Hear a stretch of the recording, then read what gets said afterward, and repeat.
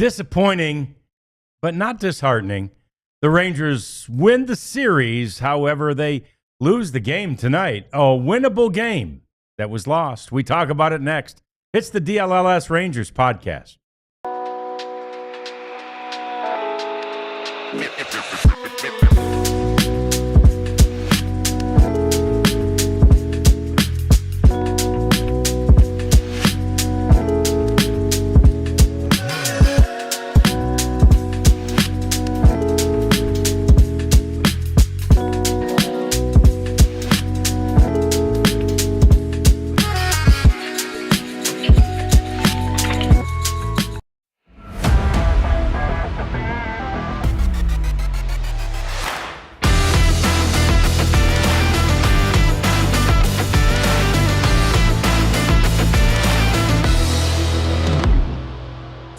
Yeah, how about that? That was a heck of a matchup. Tarek Skubal against Corey Seager, and ultimately Skubal and the Tigers get the victory. Tarek did not figure in the decision of this game, but the Tigers do win it 2-1, taking only one game, though, in the series and losing the season series to your Texas Rangers 4-2. John Radigan here. It's the DLLS Rangers podcast, and look who's back. Abs is with us tonight. She's been around more and more lately, and we're awfully glad to have her a part of it. But this is even bigger news. We got the Prophet over here. We got the OG squad. We got the band is back together. You see what I'm saying? We got the band back together.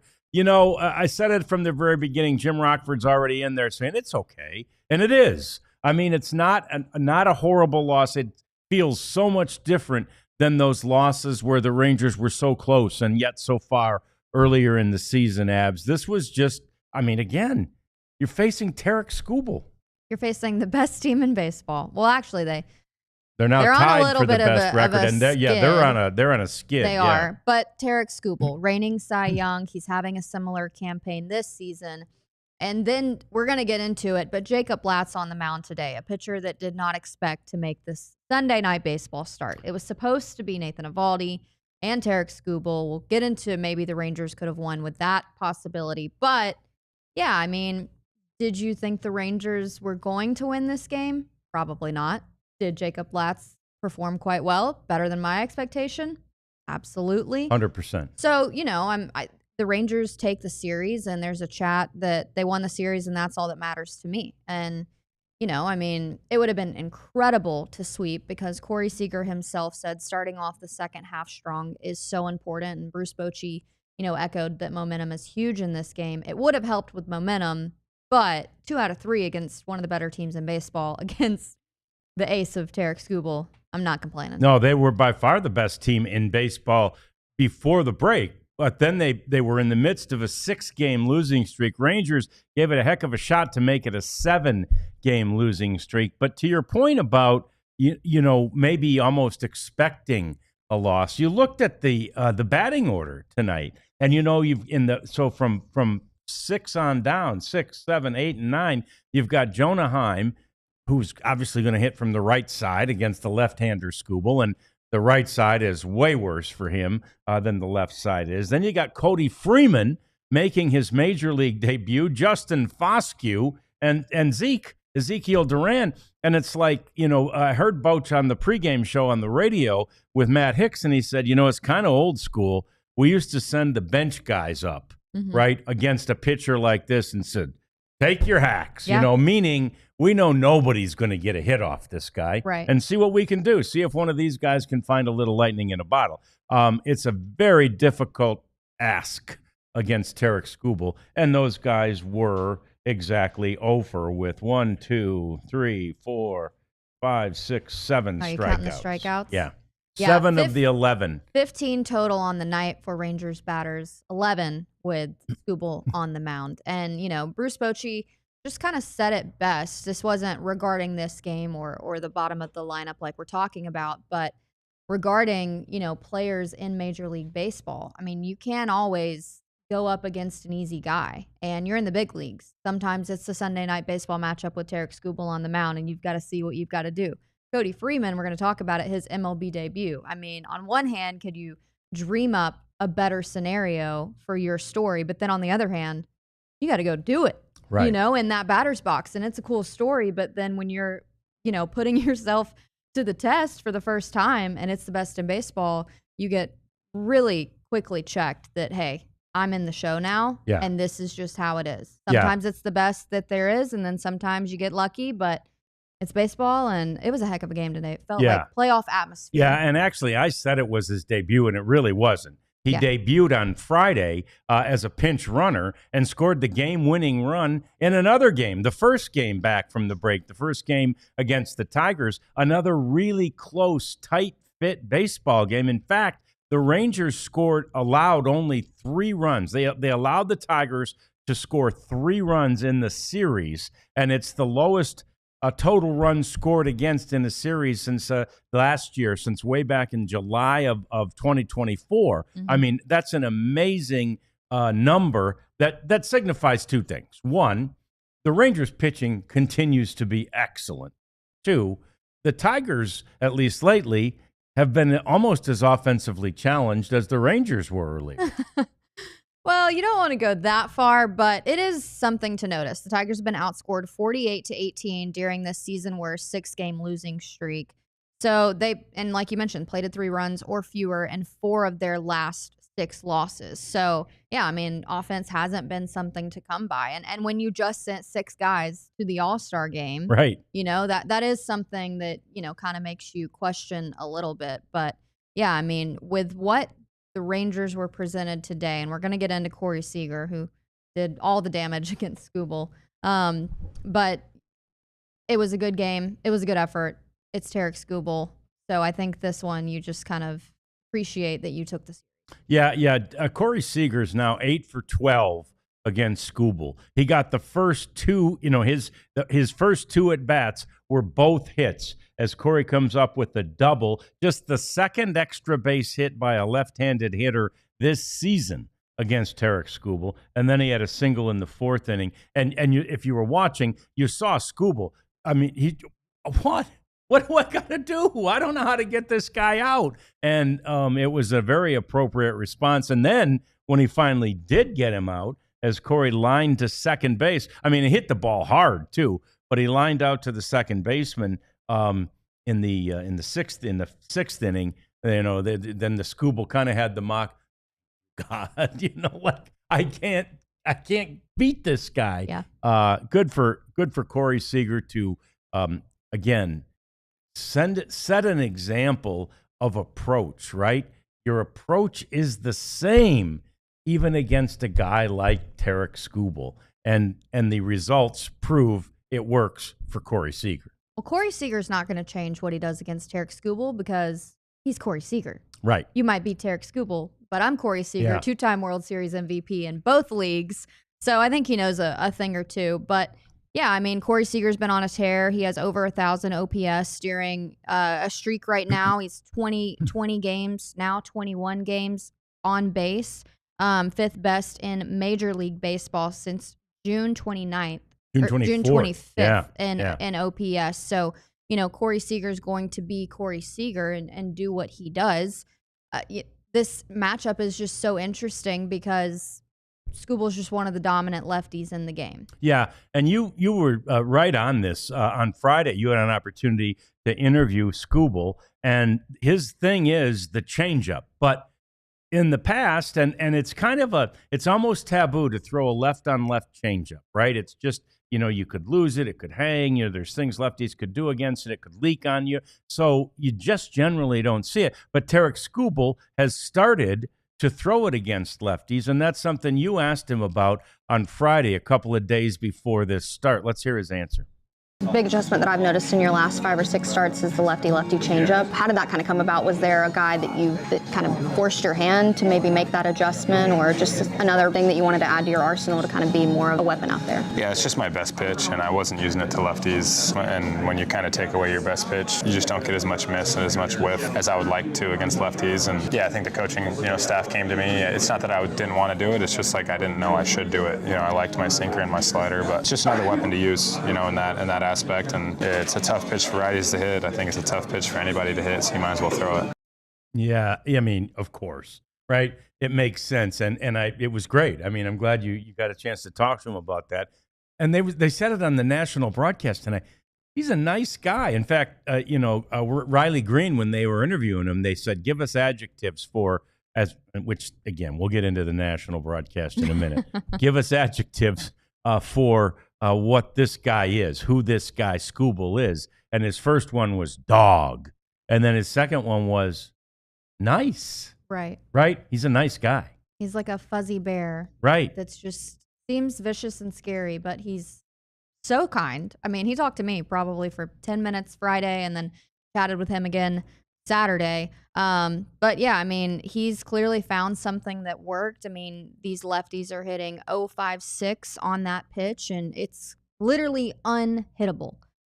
So it's just another thing that Skubal added to his arsenal. I actually talked to Jake Rogers, who caught him during his Cy Young season today earlier, and was just asking him what's it like to catch Tarik Skubal and that kind of campaign and adjustments made, and you just really appreciate, how spot on these pitchers are and the dominance. I was even kind of talking with my dad over the break about the run and the streak of Tarik Skubal, and it's almost Sandy Koufax-ish in doing it at a high level for multiple seasons. Yeah. And Skubal's early in that discussion, I'm well aware, but it's impressive. Yeah, it is.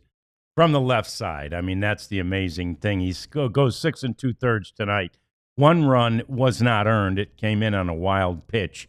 4 hits and no walks with those 11 strikeouts. I mean, he is. I mean, watching his precision and watching his command is like watching a young Jacob deGrom from the other side, right? And to have that kind of power and that kind of precision from the left side, it is awfully impressive, and it's awfully intimidating.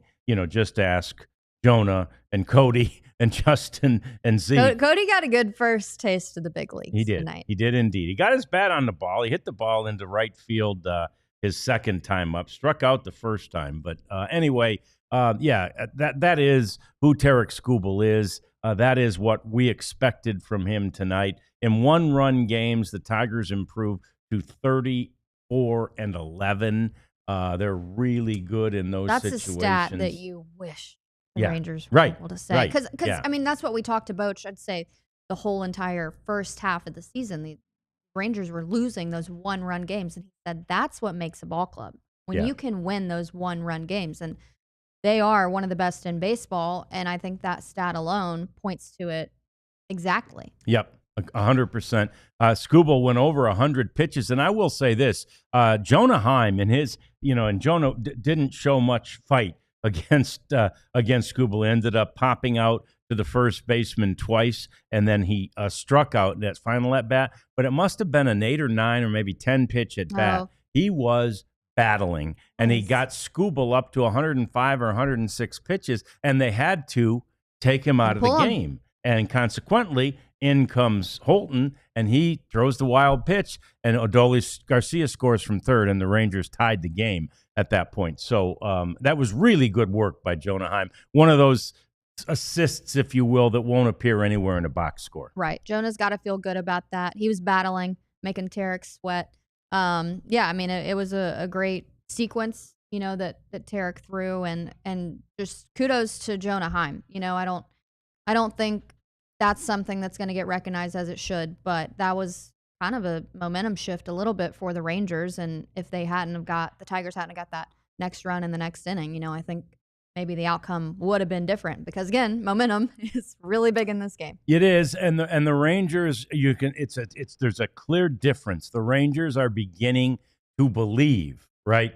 Not only that they can win games like this, and they do, but that they can score late, as they did that on that Friday night game. Yeah. They score late in the game, and they win a tight fit, as Jimmy Johnson used to call them. It's a tight fit, as the same day the Cowboys report to Oxnard, California, by the way, for their training camp to begin. And Jim Rockford says somewhere in the chat here that he's there. So have fun in Oxnard, Jim, and say hi to the Cowboys for us and to our crew I don't know if they're all out there yet. When do they all go? Clarence Hill is there. Just Clarence is there for now. But anyway, the whole crew will be out there at some point. So, but anyway, the Rangers are feeling better about themselves, and they should. They win 2 out of 3, and they did the same thing. So they've won 2 out of 3 from back-to-back first-place teams, the Astros and the Tigers.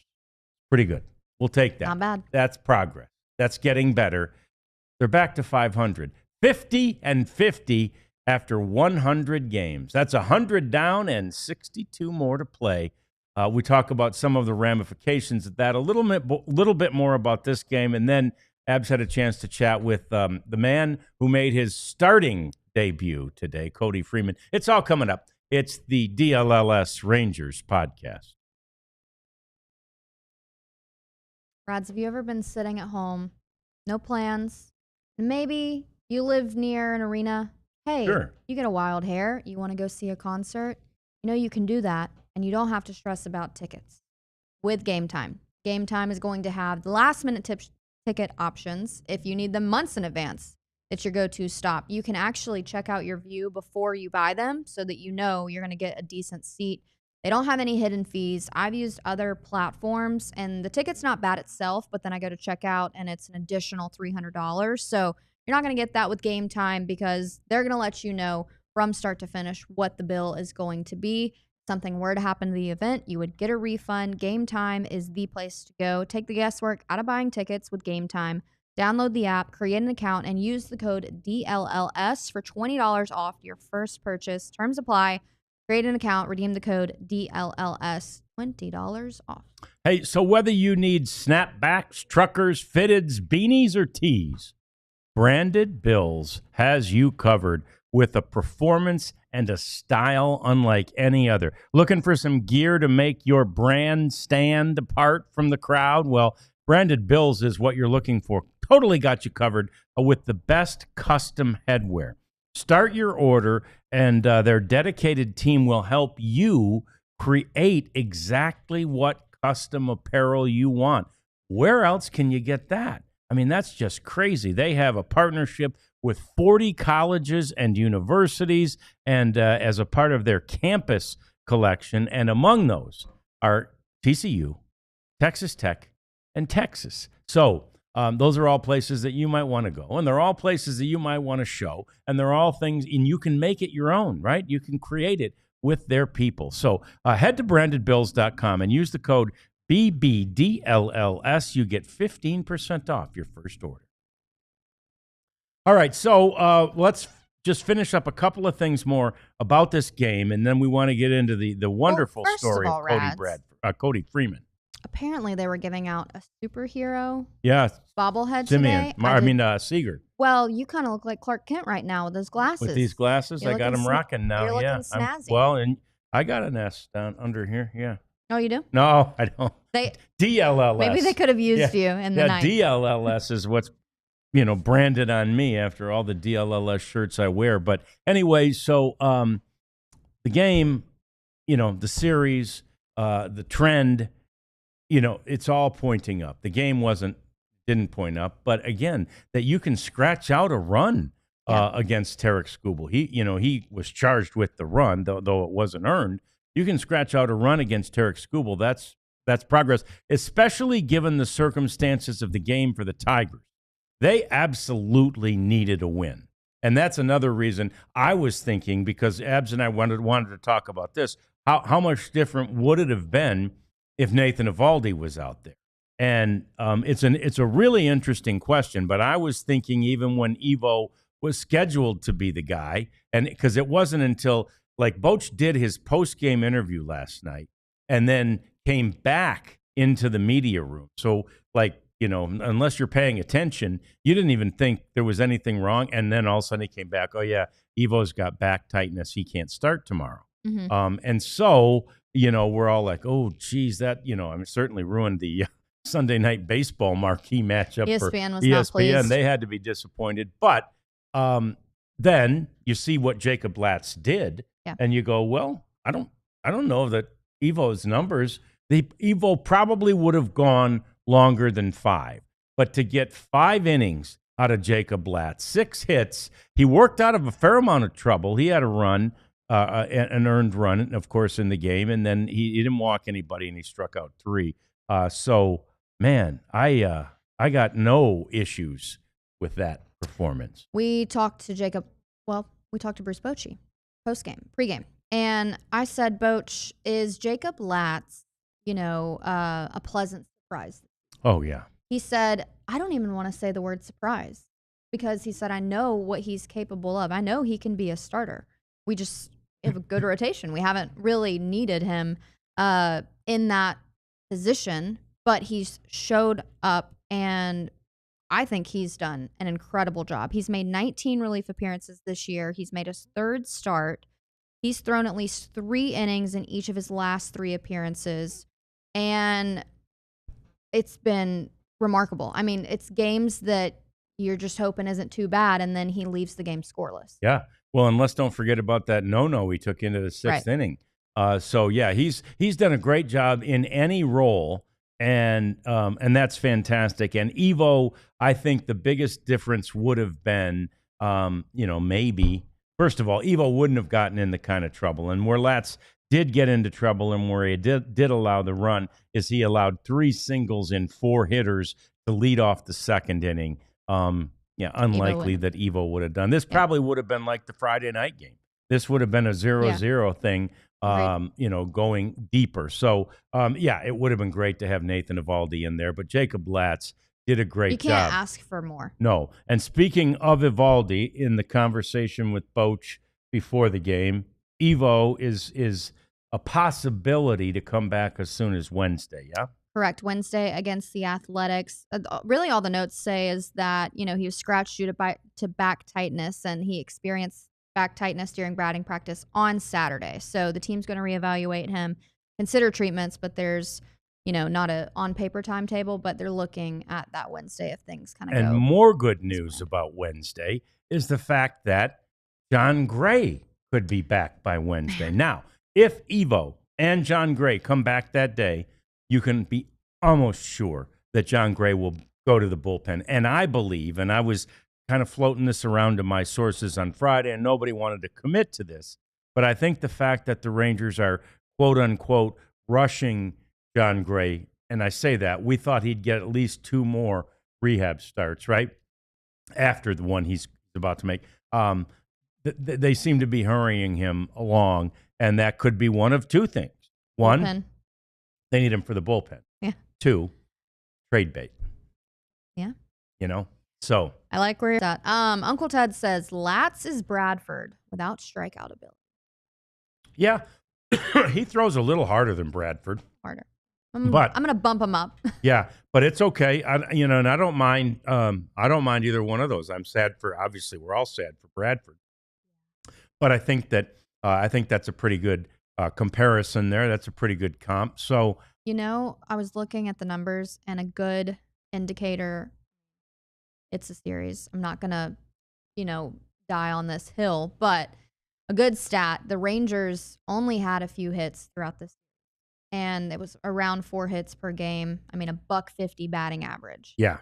Not the best, but they're making the most of their opportunities. And I think that was a really big thing that Boch tried to implement and get in their heads before, the All-Star break. It's just the plate discipline and battling through those at-bats. And I think that's why you got that at-bat from Jonah Heim today. I think if that would have been in the later half of the first half, he would have caught it quits maybe a little bit early. So I think it's just getting the good looks at the plate, making the most of the opportunities that you have, putting the ball into play, and just it's a approach that needs to work for the Rangers, because if they're not scoring 4 runs per game, then maybe they're not winning, and maybe this is how you change that.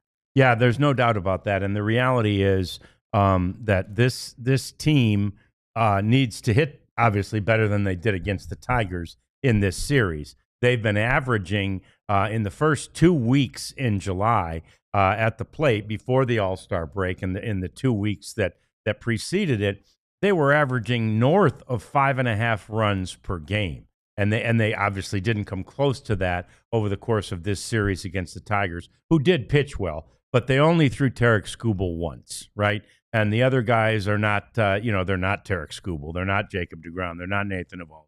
Yeah. So you need to do better than what they did offensively. But I think to your point, productive outs, right? If you see productive outs, which we saw, if you see great at-bats like the one from Jonah Heim there, that really helps. And I think it's all a reflection of the buy-in, the absolute buy-in on what Brett Boone is selling, right? Oh, yeah. They love the whole team, the organization, connected at-bats, right? Everybody leads to the next guy. They help the next guy, their team at-bats. Yeah, no, I agree 100%. I'm really excited for the numbers in the second half, and we didn't get to talk about it because we did not have a post-game show yesterday, but Kumar Rocker. Yeah. What an outing from him. I was pleasantly surprised with that as well. Yeah, no doubt about that because, and like Bruce Bochy said multiple times since, and I actually tweeted about this as the game was going on. In that fourth inning, Rocker walks the first two. And you're like, oh, God, here we go again. The old Kumar is coming back. And he got out of that inning. Yeah. I mean, that is phenomenal. And Boch referenced it last night in postgame, and I heard him with Matt Hicks again today, and he referenced it again. I mean, that was the point that Boch wanted to make about the growth of Kumar Rocker, right? It was demonstrated perhaps best in that particular inning. Now, he also didn't allow a hit until the sixth inning, which is fantastic. And he did a much better job covering the base, fielding his position. It's like Boch says, once that ball leaves your hand, you're a fielder, right? And you have to be ready to field the position. And Kumar has done a much better job at that. It's amazing, if you will, what he accomplished in one minor league start, but it wasn't like that was such a huge start. It was that the light bulb went, right? It's like, oh my God, I better do this stuff or I'm not going to stay up here. Right, because somebody else wants that spot. The biggest thing that we talked to Boch about yesterday's pregame was he noticed his pace. Pace was completely different. And baseball is a fast game until you learn how to slow it down. And slowing it down is going to be the best way that you can, orchestrate your game. And it's a work in progress. And when you have to learn at the big league level, like Kumar made a few starts that I know that the Rangers weren't necessarily thrilled about because they wanted him to develop at the minor league level still, but their hand was a little forced with a few injuries. So it's a really difficult thing to mentally go up and down, back and forth. So I mean, props to Kumar for what he's done. And a couple of things to remember and expect. It's definitely a possibility that he can take a step backwards. He's taken 2 or 3 steps forward, right, since he came back from that minor league stint. And there's a chance he takes a step backward, as we've seen with Jack Leiter.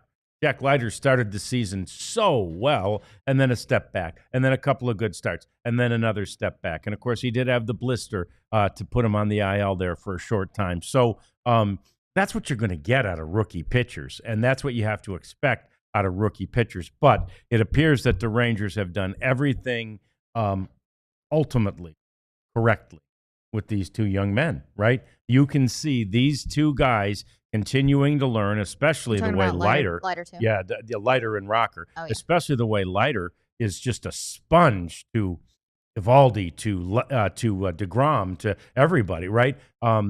You can see these 2 guys becoming that 1-2 punch for the Rangers' rotation for the long-term future. Great. Almost like they did it in college. Right. And that's the thing. Rocker has never had to pitch. Because he could throw, right? He could overpower. Yeah. That was happening in the minor league level. He could get away with 2 pitches at AA and AAA. It was fine. Now he gets here. These guys are the best. He's got to pitch. And Boch talked about that today, too, on the pregame show. He's pitching now, right? He's not just throwing.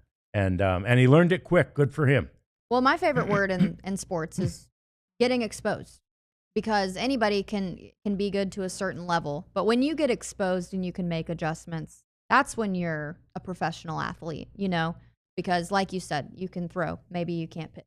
So it's just learning those things. And I actually talked to CC Sabathia over the All-Star break, and because Nathan Eovaldi shared with me that's one of his guru mentors, and he really tried to be a sponge when he was coming up, and he wants to kind of give that to these younger guys as well. And CC called Nate, the perfect teammate to have because because he's able to pour into these guys and invest. And I think if you're a young guy like Jack Leiter, Kumar Rocker, Cody Freeman, I mean, what you are around on a daily basis at the park, you're one of the luckiest players in the league, Yeah, that's the guy that Nathan Eovaldi is, and thankfully the Rangers signed him up for a few more years, so he'll be around for a little while, being able to help mentor and teach these guys. We've got more coming up. We're going to try to get to that Cody Freeman interview. We want to talk about the national broadcast today. I saw lots of stuff on Twitter about it, so it's all coming up. That is the next on the DLLS Rangers podcast. Walking from my car to the field today. Yeah. It's about 105 degrees, it felt like. Yeah, and that's pavement out there. Oh, yeah. And what popped into my mind? Man, although I love being at the field, a lake day would be so fun. And it would be best with a Rugged Road cooler. 100%. Because I don't want to make a ton of trips. And me and my family, when we would go to the lake, we would load up at the gas station. We'd get all the snacks, all the peanut butter and jellies in the world, put a cooler. We'd be out on the water for hours. And you can do that with Rugged Road. They're massive coolers. They're heavy duty. They're light. So you're not going to, break your back when you're carrying them. Easy to transport, and you don't have to compromise performance. It's really thought through. They can also get wet. They can float, if I'm correct. They can. They can float, all the things. So you're not going to lose your precious cargo, which is water and Gatorade, on the water. So gear up for your next adventure with Rugged Road Cooler. Reliable, durable, built to be used. 10% off using code DLLS at ruggedroadoutdoors.com. All right. So, again, they might seem pricey. They're not.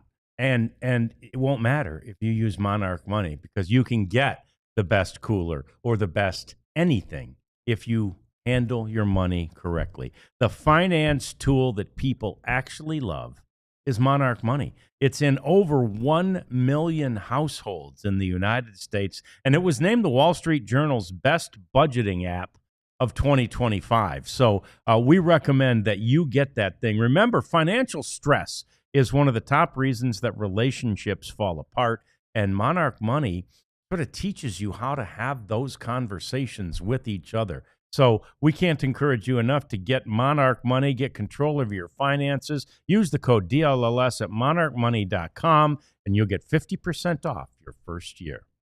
So just a quick question on those snacks you were putting in. Yeah. The peanut butter and jellies. Were these Uncrustables?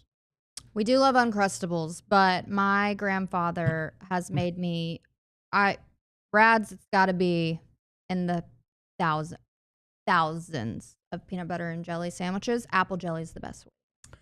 Thank God you don't do the Uncrustables. The crust is the best part. I mean, I like them, but there's nothing like a PBJ made with love. Yeah.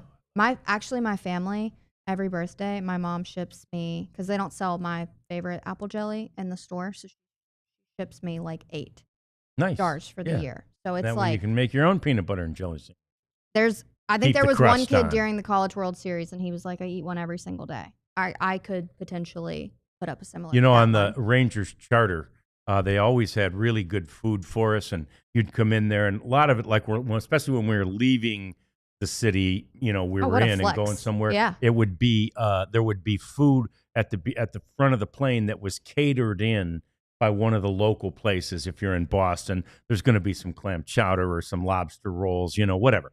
So they had great food there. You know what I was always reaching for up in the upper bin up here? Peanut butter and jelly sandwich. I could stick them in my bag, and then I could take them to the room later and have it for a snack late at night. Love me some peanut butter and jelly. Go-to. So anyway, that's just a quick sidebar on PB&J talk. But let's talk about this national broadcast, because, again, baseball, Dave Raymond and Mike Bassick and David Murphy and Laura and all of them, they become our pals. We see them every night. and we're lucky. I mean, they are friends of ours, but I know they're friends of yours too because they're so conversational and they do such a good job. So anyway, then you get, I mean, Carl Ravitch is an accomplished broadcaster. He's great. Eduardo Perez, Buster Olney. These guys are all great.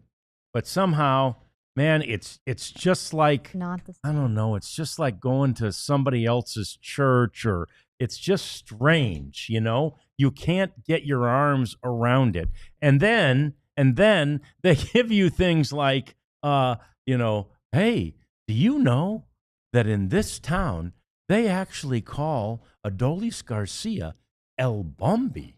Like, I'll be damned. You mean like that this T-shirt says, or that Right. T-shirt? We Right. had an El Blondi. I mean, we had the There you whole, go. Yeah. we get that they call him El Bombi. Yeah. So anyway, things like that. And I saw somebody tweet, do they realize on this national broadcast that the Rangers have been an organization for some 50 years, more than 50 years? They act like we're the Savannah Bananas. They're like this cute little franchise Right. down here in Texas. Oh, it's so sweet. Well, the graphics, Sunday Night Scaries Yeah. was interesting. It said Marcus Semien and Corey Seager, and then the other hitters. Right. I'm like, we have pretty good other hitters. So yeah, I mean, it's one-sided. It's a national broadcast. Yeah, it is. But no, I think that just goes to show how great our local broadcast is, and the Rangers Sports Network, and those guys do such a great job. They definitely make it so much more exciting to listen to. I mean, I want to listen to Dave Raymond 12 times out of 10. Yeah. So. Yeah, it's amazing. They all do a great job. So tough watch tonight, and then they're putting in the ninth inning in a 2-1 game. We got some guy in there talking about mascots in Thailand and the what is that thing? Now it's the Coldplay cam. So Correct. yeah, we got all that working, and I'm like, it's a 2-1 game. Let's talk about the game, right? It's not like it's 14-1. Right. That's when you pull that guy in there, and the moon thing, whatever that guy is. So anyway, We miss our guys. yeah, we'll get him back tomorrow Take our when this team starts a series against the A's. And I was talking to, speaking of our broadcasters, on Friday, Dave Raymond and Matt Hicks and I were having a chat in the dugout, and Hicksy brought up, he said, with these three teams, this 9-game series, he said, if the Rangers are going to make that 5-5 road trip, which was a significant accomplishment, especially the way it started, if they're going to make that 5-5 road trip count and amount to anything, he said they got to go 6-3 on this homestand. And now the Rangers are off to that start, right? And I think this was the hardest challenge, right? This was the biggest hurdle they had to get over, was the Tigers. So now they got to take care of business against the A's. They got to take care of business against the Braves, who are big underachievers. They've continued to underachieve, whereas the Rangers appear to have turned a corner.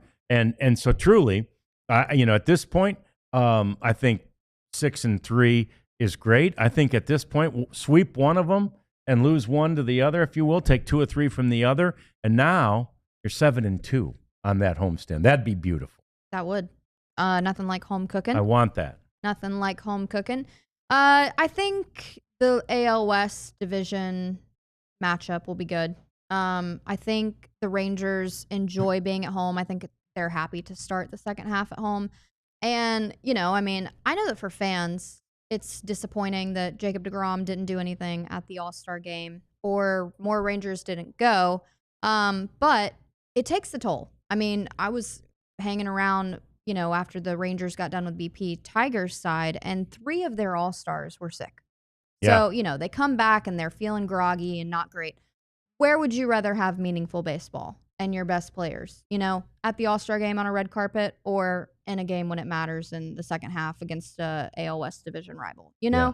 So, I think momentum's the big thing here. Seager talked about the importance of starting it off strong, and the Rangers did so. If the Rangers continue to do so, makes our job a lot easier to talk about. It does. And then the other thing that's going to be an interesting watch here is Cal Raleigh and his home run production after the home run derby. He's now my friend, Brad's. Is he? Well, because of the computer thing, yeah. You look at her Look computer. at it. It's right there. I see the scratch. Oh, no, you go did. there. I see it better. Yep. Right there. I have That's a the piece of scratch. MLB history.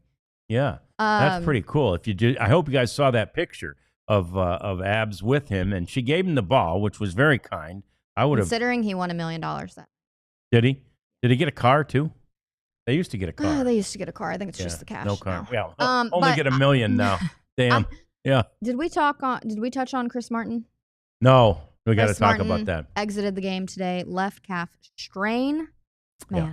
I mean, It was tough. First of all, Chris Martin, gave up and takes the loss and gave up the winning run. And God, those two first hits were hits. One, Corey tries to barehand it. It's just such a slow roller. He has to barehand it if he's got any chance. And he couldn't get the handle. But again, that's an infield hit. And then the next one is just out of his reach, but he knocks it down. He keeps the runners in check at that point. I mean, that was just a those both should have been outs. And then Chris Martin's not in the situation where he even has to throw the pitch where it looked like he landed wrong, and he just had to leave the game immediately. And that was on the one, that ultimately gave the Tigers the lead, and that's well, there was the price or the Perez, Wenzel Perez, I think it. Or no, it was Veerling. Yeah, it was Veerling. Yeah, it was biggest Veerling. hit. Yeah. Anyway, Chris Martin will be fine. He's a tough guy. He's 39.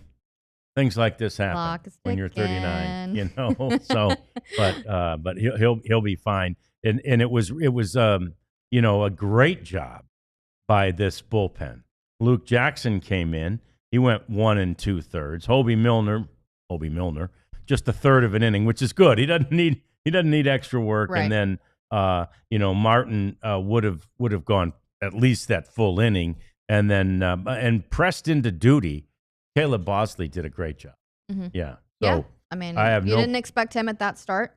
Nope. Today was unexpected. Yeah. Yeah, and the Rangers actually have lowered their ERA, which is best in baseball, this series, right? Yeah. Against the team that had the best record in baseball going into this series. The Rangers have actually lowered their ERA. So that's absolutely fantastic, and it's hopeful, right? Yeah. Do they still need a closer? And I see all the chat. Of those. Yeah, I see all the chat about, hey, need a closer. I think they're working on it. Yeah. Right? I think that they're kicking tires. Chris for sure. Young is not sleeping right now. No. I want to point out something that's also, I'm going to look at it from a glass half full kind of perspective, because Rangers fans aren't going to like these numbers. Evan Carter, 8 for 40, and he's hitting 200 in those at bats. Wyatt Langford, 1 for 14 in his last few at bats, 8 strikeouts over the last 4 games. So those are 2 guys that normally do a whole lot for this lineup. I mean, we looked at today that Wyatt Langford has the most home runs for the Rangers. They haven't done anything as of late, especially Evan Carter in the month of July. So the Rangers still winning without them. That's a good sign, because it is. And, it harkens back to one of the comments that Kevin Pillar made about this team. And look, it was very untimely and very out of character for Kevin, and not something he should have said. But one of the comments he made was, at the beginning of the year, we were winning, and remember, 8-2 was the start to this season. The Rangers won 80% of their first 10 games, right? He said, we were winning, but guys were so freaked out about their individual stuff. Right. And he goes, and I'm like, guys, let's enjoy this. We're winning. And I wonder, and I hope, and I think that once Brett Boone got here, right, it was like he keeps preaching. We're all together. This is all together. We're all working together. It's team effort. It's collective. Right? You keep preaching that, and then ultimately it lands, right? It lands perfectly, and the Rangers, I think, are probably benefiting from that now. I think, to your exact point. And by the way, they're also doing all of this without Josh Young, who they count on, who, by the way, has hit home runs in 2 straight games.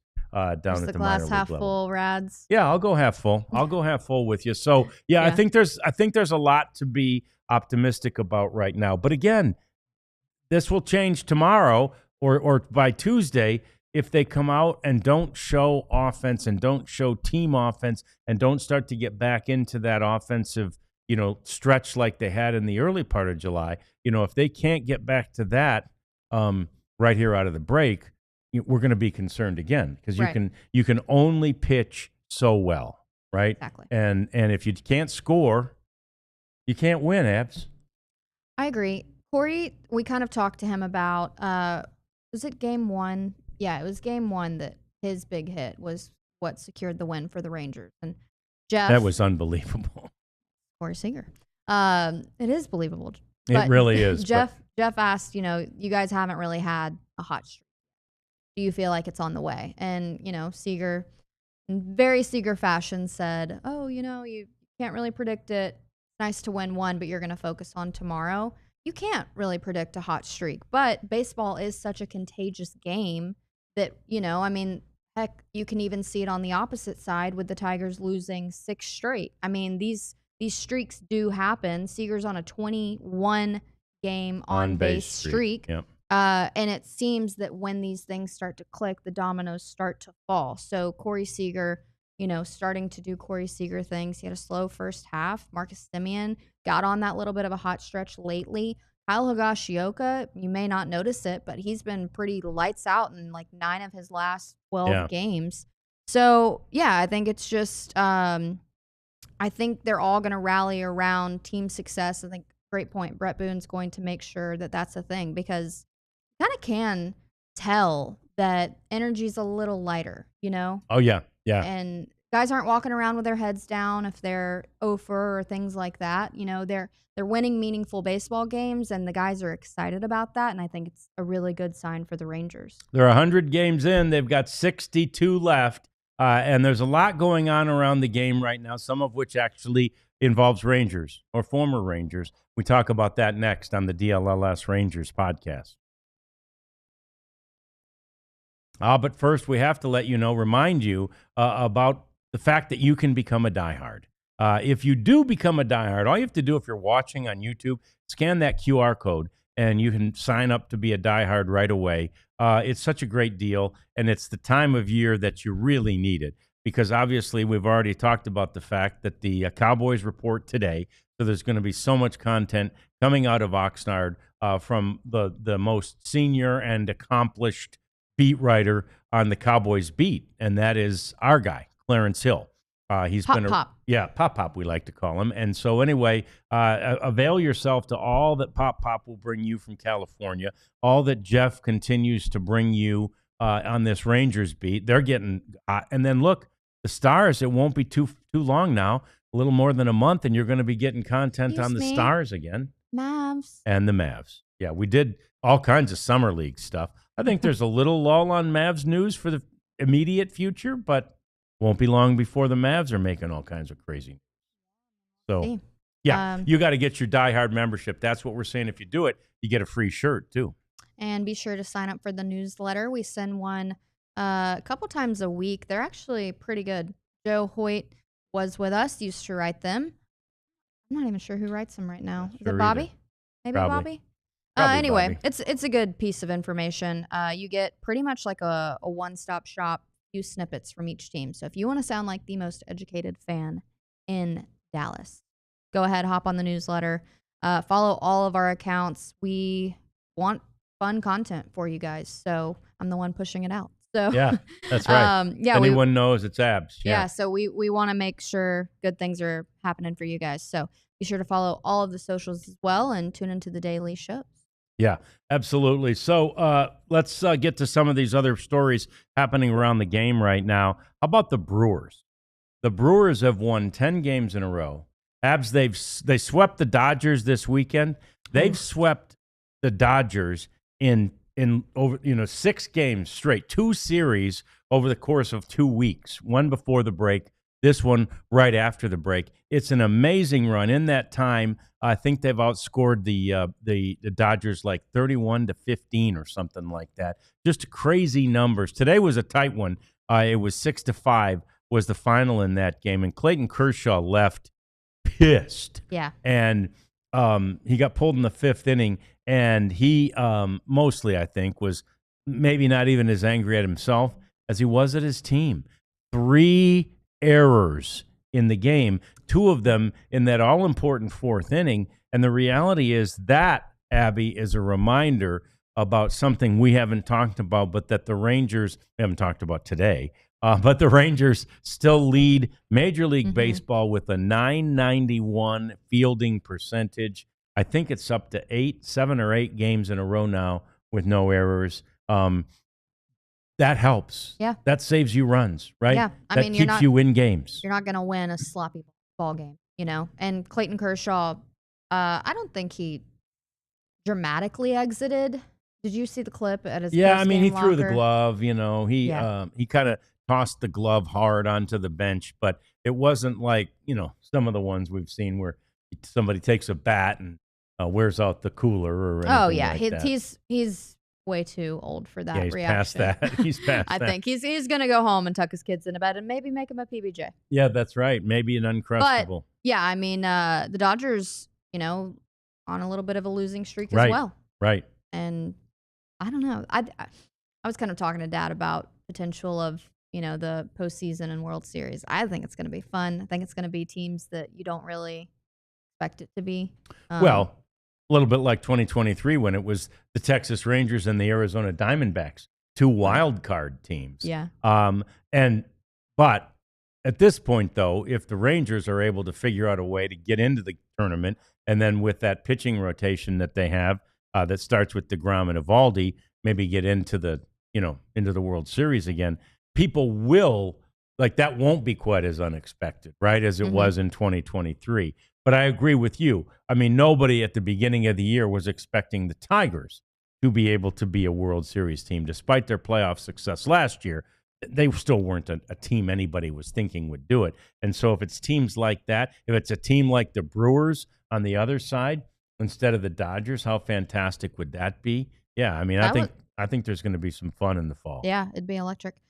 We put out some questions on Twitter. Do we want to get to those? Let's get to those. I like this question. At what point is avoiding lefty-on-lefty matchups overkill? Did we really think AAA hitters were better options than Carter and Smith?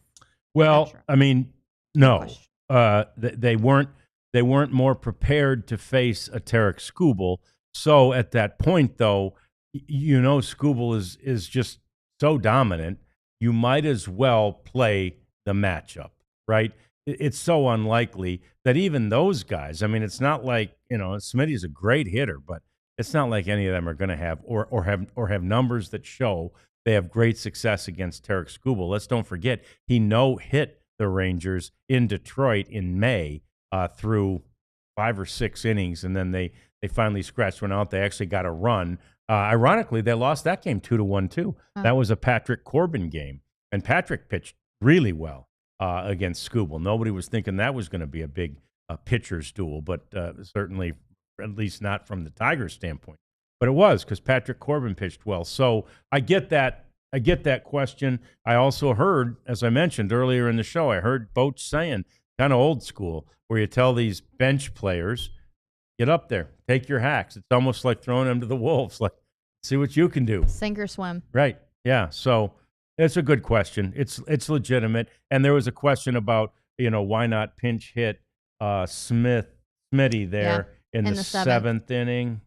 Yeah, that's probably a legitimate question there, especially after Jonah had struck out. But again, they got the run. And but to that point, might have gotten 2 home. So, Right. Yeah. Good questions. There were multiple questions on the lineup. So that was the best one. Okay. We Very do good. have a few in the chat. Somebody mentioned the move to the Phillies that I talked about upstairs. Yeah, so David Robertson. Not going to be the Rangers closer. Yeah, David Robertson has agreed, this is according to a source, but to join the Phillies for the 3rd time, Abby, in his career. 3rd time's the charm. He was with them in 19. He came back in 22, and now he's back in 25. Here's the amazing thing. He's his own agent, I was gonna as say, we have talked about. He's signed, according to sources, a $16 million deal. Now it's prorated, so it's, he's only going to get obviously less than half of that, but still, what's he going to get? 7, 8, 6, 6, 7 million for the rest of this season?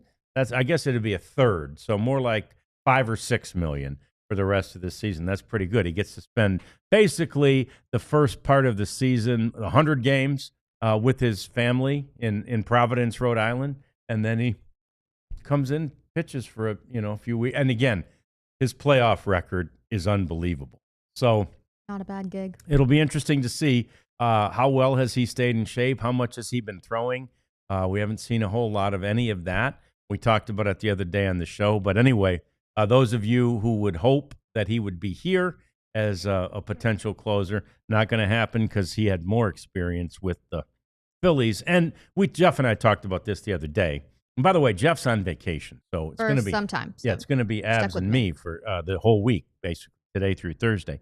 But anyway, Robertson, wanted East Coast. Yeah, I think that's a little easier. It's a little easier trip, easier for the family, all that kind of stuff. Blue Jays, by the way, are hot too. Speaking of the East Coast, they're keeping that East Coast juggernaut, the Yankees, at bay. Blue Jays have now won 10 straight at home. Abs. Oof, yeah, and again, they're leading the American League East. They're a really good team, but when we talk about the teams that are the best in the American League, right? So in the Central, you've got the Tigers. Mm-hmm. Rangers have taken 4 of the 6 games against the Tigers, right? They win the season series 4-2. The Blue Jays, and we're going to see them. But the Blue Jays just don't scare me that much, right? Despite what they're doing. The Yankees would be the Yankees. And then, in the West, I believe that, Houston's in a stretch right now where they've lost 8 of 9 or 9 of 10, something like that. The Mariners don't really scare. I'm saying if the Rangers can get their offense together, get their S together, as it were, they can beat anybody in this American League. Okay. Now, you're not thinking it. You're not buying it? That's more than half full, isn't it? That's the glass is 3/4 full. That is very full. I'm an optimistic guy. What can I tell you? If you squint and tilt your head, maybe. You might be able to see it, yeah. No. I don't know. I think there's a lot of tight divisions. I think it's going to be, hopefully, down to the wire, But I will say what I've learned about covering these national events, I'm so happy I was able to go to All-Star. You really kind of see player relationships form. And that way, when trades happen, maybe I'm not as surprised because I'm like, oh, I did see them talking a lot. I say that because Vladdy. Vladdy's not going anywhere. He just signed a pretty lucrative deal, and Aaron Judge isn't going anywhere either. But cool to see them take BP together back to back. And, you do kind of see those relationships form. I think there were a few guys talking to DeGrom, and that softening the lead a little bit. I don't know. But, yeah, Rads, I like your optimism. You just ain't buying it. It's okay. I'm not buying it as much. It's all right. But with the trade deadline, we did get a question on, do you think the Rangers are going to address the bullpen or hitting? I don't know I don't know that they'll be able to do both. Yeah. So I think that what they would do is address the bullpen. I think that there are, options out there, guys who are probably good and fall within the budget of what the Rangers are. They're still, because what they're still going to try to do at this point, it's going to be a hard sell for Chris Young to try and sell Ray Davis and the ownership group on going over the luxury tax threshold. I think they're really going to try to stick to it this year and see what they can do, right? And so I believe that I said on the show the other day, or maybe it was on our Friday show, I said the Rangers went shopping at the trade deadline last year, but they went shopping at the dollar store, right? I don't want them shopping at the damn dollar store. This would be at least a little better than the dollar store. Now they're at Target, right? And they're going to try to get somebody. We're not at Neiman's yet.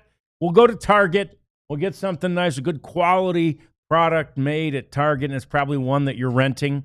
And anyway, we'll do that. We'll get into names this week. Yeah. I want to get into some of the names that are out there that are doable for the Rangers. Also, CY's favorite quote is, be the best, and the best asset that we can have when we get the most from the guys that we already have. Yeah, You know? no doubt. He loves getting the best. And when you look at the World Series season, that was the best of every single piece there. You got so the you best know the out of pieces everybody. work. But Yeah. the reality of every single person, you know, at the peak of their, you know, ceiling and caliber player that they can be, maybe unlikely. But you're hoping that a few click at the right time. No doubt about it. And CY's other favorite quote is, you can never have enough pitching, which is why He would know. we're answering that question in the way that they probably won't get a bat and an arm, but I think they're really going to work hard to get an arm. So that's going to do it for us. We appreciate you hanging out late with us. We appreciate all that stuff in the chat and everything on Twitter. It's been fun. The Rangers lose tonight, but it was a fun weekend and a good series, and we're back tomorrow to get you ready for the series against the whatever they are. Athletics. West Sacramento Athletics. Just the Athletics. We'll go be with there that. tomorrow. We'll see you at 1 on the DLLS Rangers podcast. We all silly like the mayor.